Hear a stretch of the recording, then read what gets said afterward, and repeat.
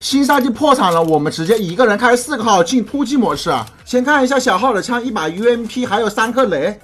另一个号是1把野牛。咱们直接先去找就近的 BOSS。路上看见一个包，应该是被 BOSS 打死了，况且 BOSS 的血条不是满的，咱们直接把 BOSS 带到荒郊野外给他补了，居然是一个粉光，一个4级套，还有一个精致的 QBZ， 咱们把它全部捡上。来到辐射，我们看到脸上有一个包，但是里面只有妹控的配件，说明他肯定是把妹控的配件拆了。我们找一下，果不其然，一把改进的妹控。咱们出去消完辐射的时候，逼门刚刚被开，咱们看到脸上有一个跑过去了，打几枪但是没有打死，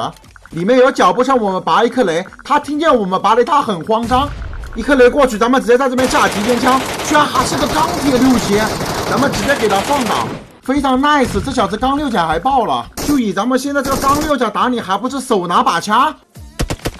我重申了，再一次和小号要装备。兄弟们，很多粉丝问主播地铁逃生连不上游戏，登录不了怎么办？给大家推荐一个现在很火的迅猛度加速器，永久免费，还没有广告，已经帮你解决地铁逃生或者王者国际服登不上去的问题，大家赶紧去试试吧。我们先去找附近的 BOSS 开一下高级武器盒，看一下能出个什么。啊，精致的大G3，咱们再把 BOSS 拖出来开一下 BOSS 盲盒，